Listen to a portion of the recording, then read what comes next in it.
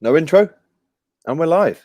We are live. It's back. It's the DR Sports Weekend Roundup. I was waiting for an intro, but we weren't given one. Myself and Matisse, how are we, brother? Good to see you again. Only saw you just yesterday. Yeah, very, very good. Shame we're not playing, but everybody else is sinking their teeth into the Premier League fixtures. So that's how it goes, and we're just observers. We're just watching how you guys are doing. Do you know what I mean? Just seeing how you're all doing at the moment. Yeah, we're quite deprived, me and Matisse, of our clubs playing this weekend, and you're lucky, if I'm honest, bro, because we were giving you that smoke if this game went ahead. Trust me. It's 5:05. It would have been 35 minutes into the game right now. You're lucky because I think we would have been 2-0 up at this stage, Matisse. So Chelsea fans rejoicing that this game isn't on. But right, before we get into the weekend roundup, make sure you like, comment, and subscribe to DR Sports. Subscribe to Matisse as well. He's doing his thing, especially if you're a Chelsea fan, and obviously the COP TV as well, if you're a big red like myself. Right, let's get into this chronologically. Let's talk about the Friday night games first there, Matisse. Nottingham Forest 2, Fulham 3. A massive result for Fulham that kind of just keeps up their amazing start to the season. And again, it's close but no cigar for Forest. I mean, they've huffed and puffed this season, but haven't really put the wins together. Yeah, I mean, when you add that many players to your team, you're going to lack cohesiveness, chemistry, all of those things that everybody was questioning. How will Forest be able to make all these players gel? And they're going to have moments where they look good and it all ticks. But, games like this at home to Fulham, you absolutely have to win. And I've been impressed with Fulham this season. They obviously took points off off Liverpool. That Mitrovic is doing really well. So it's a massive win at the bottom of the table, and everybody kind of had Fulham probably to go down, and then now they've seen the start that Fulham have had and thought might have to revise that now, might have to look back on it and think they look a little bit more organized, a bit more settled. They haven't had as many, they haven't had a massive bolster of players coming. We spoke about on the football, on the football show, on the debate show yesterday about how Fulham actually did exactly what Forest did, right? They brought in loads of players a couple of years ago and it didn't work out. And now they've kind of been a little bit more strategic about it. A lot of set piece goals going in, man. Marking, we were speaking about as well, defenders having to defend again with Haaland doing his thing. Yeah. Set piece goals are flying in at the moment in these games. So I don't know about this zonal marking. I've never been a fan of zonal marking. That's what it looks like, half zonal, half man marking. I prefer man marking just so you can assign blame. That's what we used to do in the Sunday League. So, yeah. Well, listen, Fulham played 11 points. They've won 3 games so far this season. And if you actually look at the balance of the game, Awoniyi scores early on, as he did against, I believe it was West Ham. And then Fulham in the second half just took control of the game. I mean, Forest, if they are going to stay up, they've got to do something about the defence because we've seen 3 goals fly in 6 minutes for Fulham away. I mean, that is just not acceptable. Willian getting an assist back in the Premier League. I'm sure you're happy about that. But for Fulham to actually show that character in 6 minutes and almost finish the game, they're 3-1 up at this stage. Yes, they conceded one more. It was 3-2 in the end, or 2-3. But it shows some character that this Fulham team have got, and especially Palhinha getting a great goal as well. Yeah, the quality of the finishing was really strong as well. Really, really good finishing from them. And yeah, to bounce back like that, it shows the mentality of the team. But like I said, we can't be surprised because they've started off the season really strongly. I think that puts them, they're firmly in the top 10 now, aren't they? Almost banging on the door for European places at the moment. 11th, I know it's early. Right now. Yeah, so they're almost scraping they're 6th in there. So right now, Fulham. Fulham are 6th. That's what I thought. Yeah. So top 6, yeah. It's mad. It's them and Brighton, strong starts. But yeah, it's Fulham right now. They're very organized, and I feel like Nottingham Forest. It's going to take. We'll see if they ever get it. But what was it? 26 players we were talking about. Maybe not even making the match day squad. Some of them. Do they even know how many signings they made themselves? I think it's in the region of 22 to 24. And there's still some massive players hardly even getting on the bench or making the match day squad. I know there's 5 subs, but they need 10 subs really to play all these players. So not looking good for Steve Cooper at Forest, looking really good at Fulham with Marco Silva. The other game on Friday night was Aston Villa 1, Southampton 0. Matisse, Jacob Ramsey getting a goal to give Gerrard what he claimed was a big victory. It's only their 2nd Premier League win of the season. But all of a sudden now, Villa sit 13th, 7 points. They're level on points with Newcastle. I mean, considering what we were talking about a couple of weeks ago, Gerrard to be the next to be sacked, a lot of people were saying it. He's actually steering them into a decent position now, maybe a bit more realistic for them, and they've won 2 in the row. Yeah, it's a great finish. It's a great finish from Ramsey. You know, it's kind of hitting the crossbar all over the Yeah, place. Everybody's kind of bobbling about, and then he managed to just lash it home. And they needed that because I feel like Gerrard, he's under pressure because it's not just about, you know, staying in the league or being mid-table. It's about actually showing the ambition to maybe crack into the top, you know, 8 or 9, and seeing if you can knock on the door for European places with the money they've spent, with the new players they got coming in, that have come in, you know, Coutinho and all these players. So that pull power puts pressure on you. Do you know what I mean? The same thing happened to Lampard at Chelsea. So, but massive win for them. And Southampton, I don't know. It's tough, isn't it? They're a team that everybody was like, could they go well, down? if you remember Could they yesterday, not? Matisse, Yeah. and again, I don't want to give too much away. We did a lot of debate videos yesterday at DR Sports to cover for the fact that there was no Saturday football show due to internet difficulties. But Mm, in one of the debates yesterday, I said that I think Ralph Hasenhüttl is close to becoming that second or the third manager it would be to be sacked now this season. And you know, it wasn't the prettiest result from Villa, but Gerrard himself said the pretty stuff will come, and this was a pragmatic win. So they kind of go on level points with Southampton now, and as you said, it's a massive win. And does this now maybe? Obviously, he's got to carry it on, and he's got big players still to come back and put the ball in the back of the net. I'm looking at Ings and Watkins, but do you think yeah. this maybe slides the pressure off Gerrard's name for the next, well, obviously it will for the next 2 weeks, but maybe even further if he carries it on? Yeah, I think if he's guaranteeing that a style of play is on his way as well, then that's huge. I mean, when you look at Villa in particular, their midfield, you've got Ramsey, you've got Kamara, who's new from Marseille, McGinn, Douglas Luiz coming off, Coutinho, Buendia, Coutinho. It's a really, really good team. So it's like Leon Bailey, you know, loads of yeah, hype about him at Bayer Leverkusen. So it's a really good team, and that's you know, you're saying there's maybe a few players missing as well. So that is a team that demands to play a certain way as well. I think you should also be entertaining as well as winning. Obviously, right now he's saying we're just trying to get results in the bag, but yeah, it's going to be a long season, so it'll be interesting to see if that style of play does come in. But yeah, he's got a very, very good team there, very, very good team. for sure. Let's get on to Saturday's results now. There was only 3 games yesterday. We'll start off at Molineux.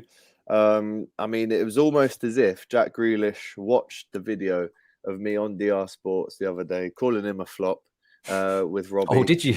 Yeah, I mean, it went on 360 TV. There was a good amount of views on it. And as the views are still circulating, what does he do? He scores in the first minute for City Yeah. away at Wolves. A great kind of mark to put down now for him to carry that form on. And what do you make of the fact that Pep Guardiola said, and I quote, "We did Mm. not buy Jack Grealish for goals and assists"? I don't think he should be purely judged on goals or assists. But it's definitely an element of his game that you'd expect from him. You know, I don't think that he has to have a great, you know, I don't think he has to get a goal or an assist to have a great performance because, you know, there's pre-assists that people talk about now and they're just having a good game and being involved Yeah, and connecting the dots and carrying the ball. He's a great dribbler. He wins a lot of fouls. He's always been that type of player, regardless of whether, because even at Villa, you know, they didn't exactly put all of his chances away at times, but that doesn't mean he didn't have a great game. So I feel like always assists are dependent on just how good the finishing is in the team. Now, in this team, the finishing is brilliant. You know, we're talking about Erling Haaland. So I yeah. think De Bruyne's clearly got a relationship with him. Grealish has shown in sparks that he can connect with him as well. Foden's still learning. So they're getting there. But I was a bit surprised to hear that. But it just goes to show that, you know, Grealish has played quite a lot of games for Pep and he's clearly not judging him based on what everybody else is probably judging him off. So, you know, he's obviously got a role in the team to do. I'd be interested to see if he, you know, drops him deeper sometimes, maybe plays him in the midfield free, takes him off that left wing spot. You know, last season at the back end, he was talking about a lack of freedom or not as much freedom as he had at Villa. I think he was quite transparent in what he was saying as well. Bit too honest, if anything. Almost too honest. So I don't know. It's a tough one to look at. I'm thinking to myself, did you have to say all that? Is that going to help you? Is that going to heap the pressure on you? But to get that goal is vital, and no surprise it comes from the right hand side. They've had some really good chance creation down that side, whether it be Kevin De Bruyne, Bernardo Silva, whoever down there. So yeah, it's a good thing to get off the mark for him to get that goal, because regardless of what Pep says, I do think confidence would be a lot higher for Grealish if he was to start slapping in some goals. Oh, for sure. It would make perfect sense if he puts together a run of games starting when he's starting games and maybe pops up with a few goals and assists in October, which is a massively busy time. I think City and Liverpool are both playing, and probably Chelsea as well, all playing every 3 days. I think there's 10 games for each teams in October. So that's going to be a big test for him. It was 55 seconds before he scored the quickest goal of his career. Did you see in the tunnel beforehand, Jose Sarr was lining up next to De Bruyne, and De Bruyne scored a hat-trick of goals within the first 24 minutes when they played this fixture last year. Yeah. And he almost said to him, "Go easy on me today." Do you think... Don't do that again. No, seriously, he did say, "Go easy on me today," and De Bruyne had to kind of like laugh it off. Do you think that shows a complete losing mentality, that before you've even stepped out on the pitch, you're asking for mercy and forgiveness? And then fast forward 4 minutes later, you're already 1-0 down. Because it's about 3 minutes for the song and the minute silent. I would not have read too much into it. I would have just looked at it as banter. But then when they go and concede that early on, you have to think to yourself, raw. Maybe so. Exactly. Do you know what I mean? Yeah, I mean, do you know what? To say that in the tunnel, I get where you're coming from. It's not exactly what you would expect. You would expect to be trying to put fear into your opposition or trying to get in their heads. Here's a scenario, right? Yeah, no, don't do this. You're in the tunnel. Your captain is Roy Keane, right? Yeah. You're playing for Ireland. Yeah, you love Ireland anyway. Big up. You're playing for Ireland. You're in goal, right? Yeah. Roy Keane is the person ahead of you in the queue, and you look at their striker who you played against last year and say, "Oh, go easy on me." How do you think Roy Keane reacts to that? I think Roy Keane would have immediately asked for you to be substituted. He would have went to the manager and said, "Take him off." Yeah, just take him off. He's not. His head's not in it. His head's not in the game. He's a loser. He's already lost this one. But football's changed now, isn't it? Like, footballers, they're not how they were. So it doesn't really surprise me, these things. But it is, as they say, a bit soft. Do you know what I'm saying? It's a little bit like, wow, this is how you're feeling. But he probably already knew. I guess he knew what was coming, and he wasn't wrong. He wasn't wrong, and he was picking the ball out of his net very early on in that game. And then if you fast forward 15 minutes after that, they're 2-0 up. Haaland scores again. Yeah. Right foot from outside of the box. I mean, you can see the defender is tracking the ball. He's jockeying him. Yeah. And he basically is saying, well, he's on his right foot. I'll wait for him to go on his left foot. And Haaland goes, no, I've got a right foot as well, fella. And slams it in from outside the box. Maybe there's a question mark around the goalkeeping. But if this guy is scoring headers, bicycle kicks, left foot screamers, volleys, right foot strikes from outside the box, please tell me, one, where his weakness is, and two, how do you stop him? Because no one else can at the minute. It was scuffed. It wasn't like a clean, absolute rocket of a strike, but because of the accuracy, it still finds its way in there. And I said to you yesterday, I've given up. Do you know what I mean? Like, really, what are we going to do? He's got the best. Battle, we've lost. He's got the best attacking manager on the planet. He's got the best service on the planet, the best chance creating team on the planet, and he's the best finisher on the planet. So, and his mindset is just, he's almost tapped in a way. Like, he just will not go a game without scoring. He sees it as his responsibility. He feels like, as Zlatan would say, I am the postman to deliver the post, and I have to score goals. Otherwise, I haven't done my job. And I don't even want to be credited or celebrating too much. Like, he just does his little Harry Kane jump into the sky and keeps it moving. Like, this is what he was born to do, was to score goals. He's been doing it at every level. I was saying it to you, every single team he's gone to in every league, or even every competition, whether that be the Champions League, he's always scoring more goals than games. So I am guaranteeing right now he's going to score more than 38 goals this season. In the Premier League, I know he is. He's going to touch. Sure, he's going to hit 40. He is. He's going to do it because that's what he always does. Thing is, though, Erling, if you're watching, there's more to life than just scoring goals every week, you boring nerd. Get out there. Have a life, mate. Get some mates. No, I'm joking. Of course I'm joking. It's unbelievable to watch, if I'm honest. Let's get into a couple of comments before we move on. A lot of people talking about Arsenal, which we are going to speak on very quickly as they go back to the top of the Premier League. And we will just touch on the North London derby as well, which hopefully does go ahead. But City might win the Champions League, says PS Smitty in the comments. Of course it's over, ... City have won this already, says Theodora. And Pothead Essence, good name, says City going to win the league anyways. Next, every week, City 3-0 with a snoring face, says Ash. And H7 is clearly a DR Sports member. He's left the Sue in the comments with a DR tag there as well. So if you want to become a member, make sure you use the link in the description as we go forward. So let's talk about Arsenal. Actually, let's let's touch on Newcastle first, just before we move Mm, on to Arsenal, and then we'll talk Tottenham and then Arsenal today. So Newcastle didn't win yesterday. I mean, we were speaking yesterday as well about the fact that what is kind of happening at Newcastle, obviously such a great start, get that horrific loss for them, not for me, for them at Anfield. mm, And then you would think that, especially against Eddie Howe's former team at St yeah. James's, they would have put them to the sword. But no, it took 62 minutes for us to see a goal. Philip Billing with a goal massively against the run of play, Matisse. So I saw the Mm, game hugely lopsided, that game, in terms of the attack going one way. But it was, yeah. like I said, Billing who scored the goal. 5 minutes later, Kieran Trippier, who hit the post with another free kick, by the way, Yeah. gets the penalty after a handball from Jefferson Lerma, which I do think was the handball and the correct decision. And Isaac slots away the pen, but they couldn't find that winner, Matisse. Yeah, hit the post a couple of times. Some great goalkeeping as well. For Bournemouth, I don't know if he got man of the match, but you could definitely give it to him. And yeah, it's disappointing. I'm shocked. I really didn't expect Newcastle to drop points here. I mean, this is a team that everybody was talking about continuing their calendar year form. Obviously, massive money spent on Alexander Isaac. He obviously gets his goal as well, but yeah, you just don't expect. I mean, Bournemouth are everybody's whipping boys at the moment. You just don't expect Bournemouth to go there, and as fortuitous as it is to get that point. And Newcastle, they got to step it up. You know, they got to get back on track. I think their season has been a little bit average as of now. They've dropped points home to Brighton, but that's a good footballing team. You can understand maybe they just need to start stringing those wins together if they're going to really push for that last European place, that Conference League place.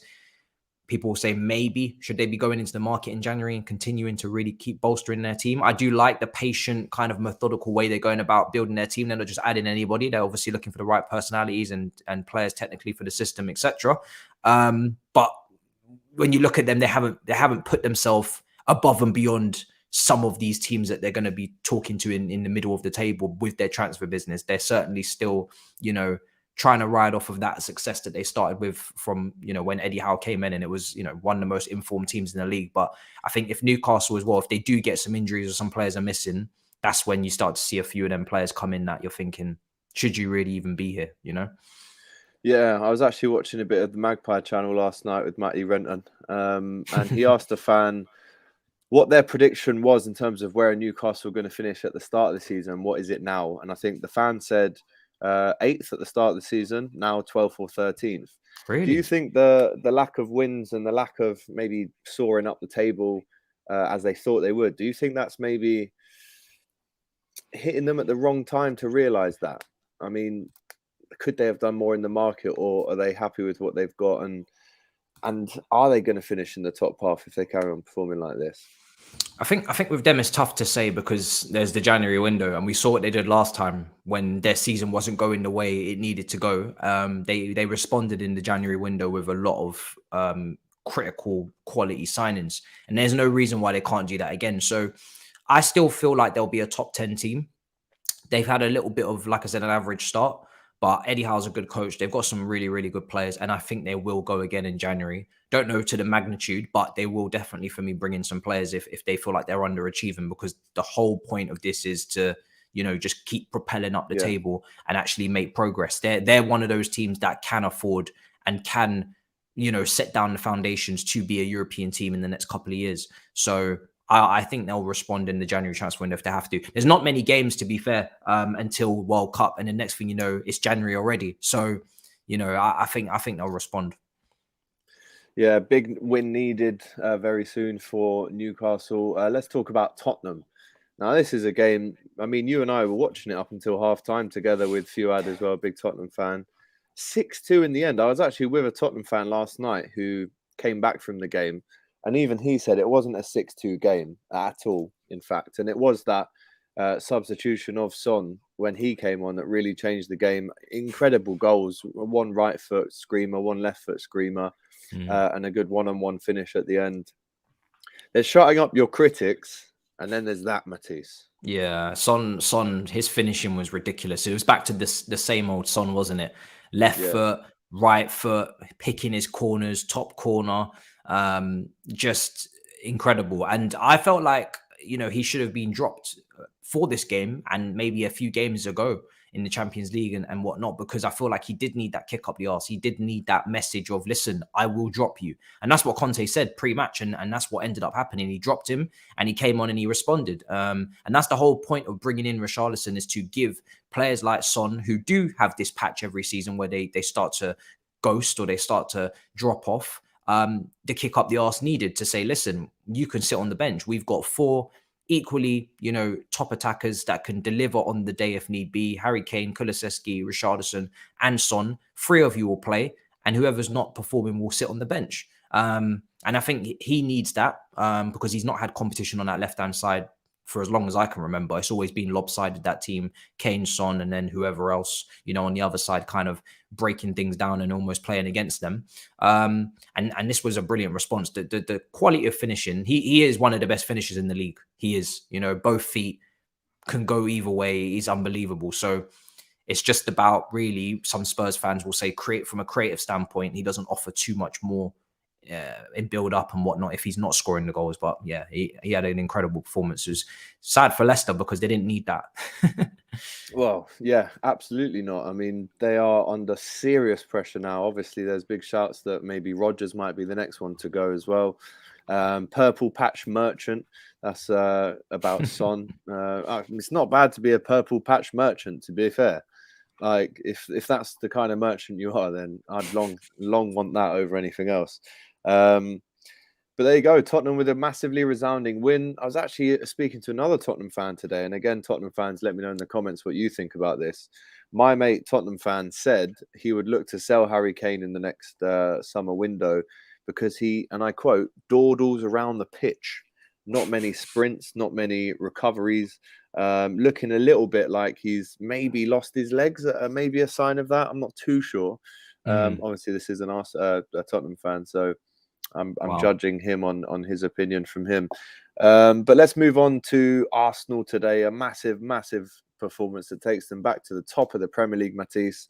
Yeah. I mean, no Odegaard today. A lot of people were thinking that might be a big point for them, especially away from home in a tough fixture at Brentford. You would have wanted someone like him. But Fabio Vieira comes in, scores a screamer, and Arsenal go back to the top of the league, Matisse. I mean, at what point do we have to start worrying about how good Arsenal are?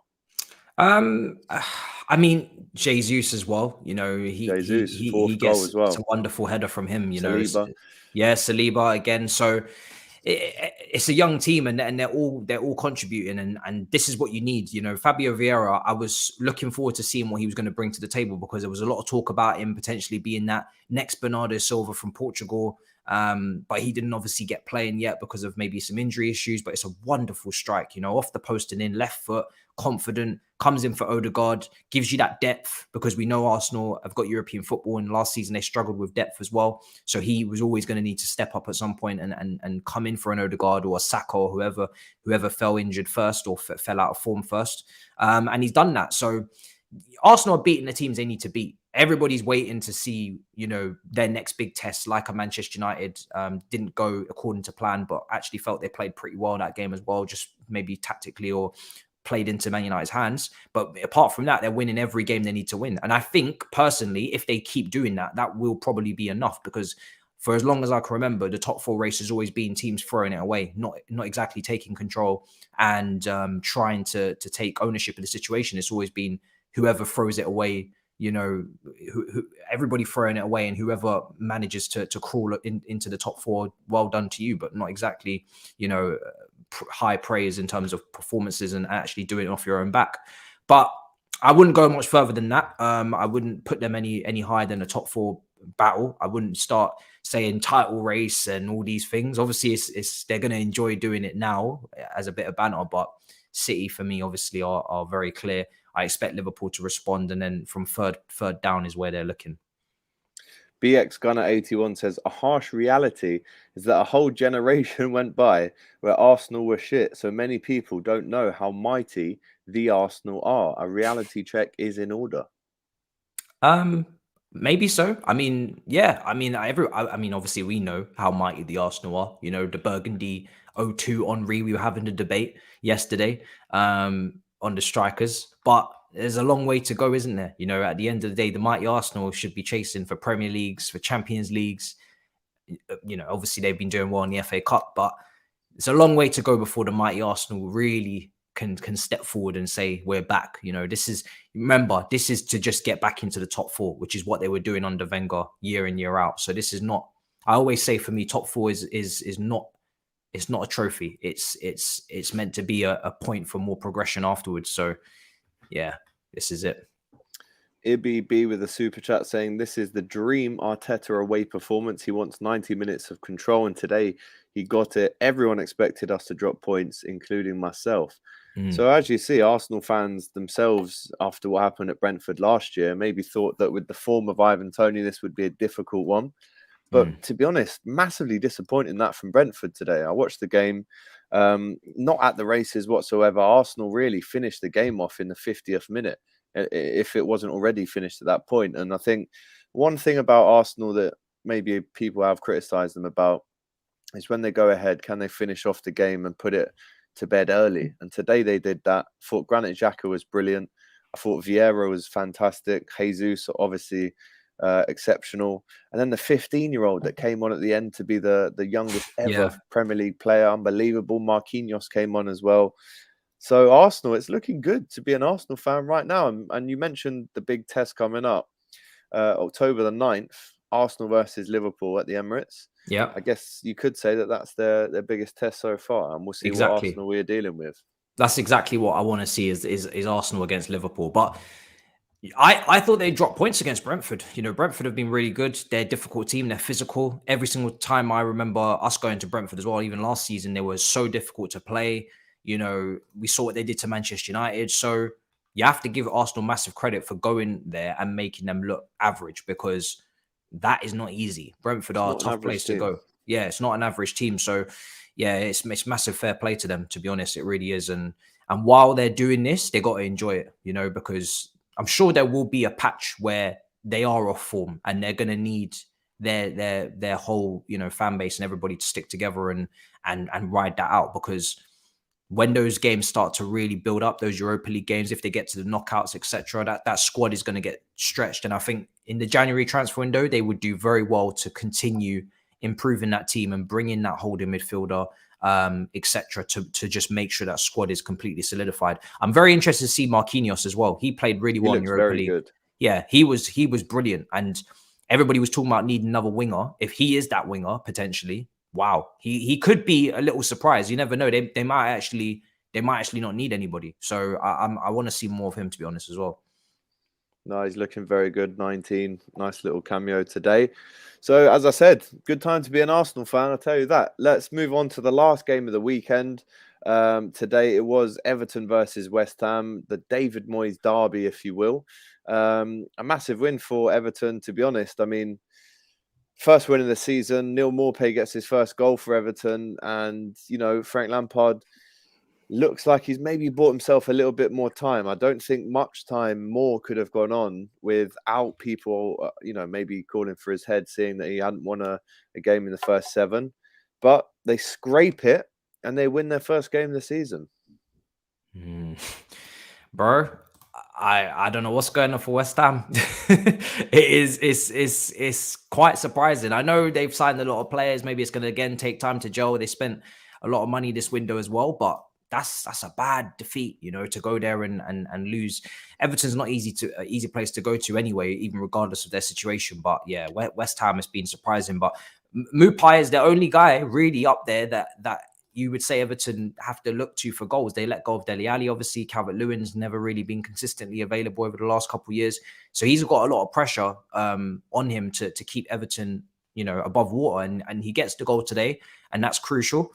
But he's going to need to keep doing that and be consistent. So massive win for Frank Lampard. I know the relationship he's got with West Ham supporters, and he was giving it the big one after the game, going over to the fans, I think, giving, punch in the air and whatnot. So he absolutely loved it. And we know Everton's objective is literally just to stay up. And I don't think it's much more than that. And yeah, any win like this, their home record is going to be crucial. And a win like this is huge. But yeah, I was disappointed with quite a few West Ham players. I thought Rice, for the goal conceded, he looked a bit lost. He wasn't really, there to shield the defense like he should and usually does. to make that interception. He kind of just looked like he was going through emotions. Maybe he's, I don't know. It's weird at West Ham. It's another team that have maybe hit their ceiling, and the only way is kind of down. But when you spend 179 million, just and to really be going down is not really the expectation. And I've said it already. I put it into the atmosphere.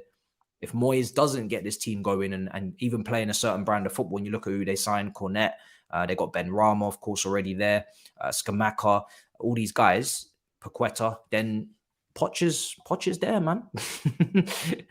I wouldn't mind. Yeah, you were saying that yesterday. I mean, yeah, massive win for Everton. For West Ham, it's not looking so great. Skamaka, the big man, yet to score in the Premier League. They've got Cornet, who didn't start again today, which I don't see why. He's very much Southgate in a way, isn't he, David Moyes? He sticks with the guys he knows. You just brought in Skamaka and some other like Cornet, but you're still playing Antonio and Fornals. Yeah. So I don't get it. I mean, we'd have to ask Nicky and Jason and the lads and Dan at West Ham Fan TV about what they think. But West Ham fans in the comments, let us know what you're thinking about West Ham. I mean, it's not been a very good start to the season, and that's a massive understatement. Let's talk about, we've just had a poll in the comments. Obviously, when we come back from the international break, there will hopefully be, I mean, there was chat about a train strike, maybe calling it off, but Arsenal versus Tottenham, the North London derby, 69% of you think that Arsenal win that game. Only 18% go with Tottenham and 12% go with the draw in the North London derby. That's 1,000 votes. So I wonder how many of those guys are Arsenal fans. Logan Sama in the chat saying Liverpool time's up. Very interesting. West Ham United are trash, says the real Buffy. Lampard hasn't lost in the last 5-2, says Rafael Santos, which is true. The defence have massively improved at Everton. It's just the goal scoring that they need to better. Rice is massively overhyped. He's a centre-back, not a DM, says Biella. Centre-back? Too sure about that. Big up to Bonkers LFC representing the Flux. They are the sponsor of the Cop TV at the minute, so big up to Flux.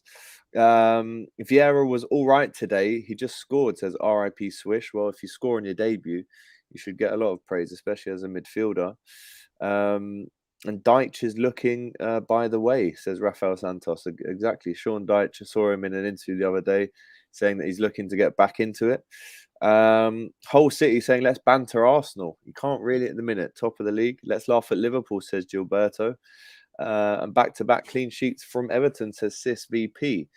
Right then, Matisse. I mean, as we mentioned at the start of the show, no games for our teams this weekend due to the policing around the Queen's funeral tomorrow. There won't be any uploads on the channel tomorrow as a mark of respect for Her Majesty who did pass away. So I guess we'll have to speak about our teams playing, winning, losing, drawing whenever they play next, which is October the 1st weekend. So you would have got battered anyway, though, Matisse, if I'm honest. As you say, but you haven't been doing too much of that this season, so who knows? 9-0 against Bournemouth. I think we scored more in one game than you have this season in the Prem. I don't know about that. I have to check the data. Well, do some quick maths. But there you go. There is your weekend roundup on DR Sports with myself, AGT, and Matisse. I'm actually in Heathrow at the minute. I'm going to New York in the morning. So make sure you're all over the Cop TV throughout the next week. It's going to be amazing scenes. But until then, from myself and Matisse, take care, and we'll see you soon. All the best.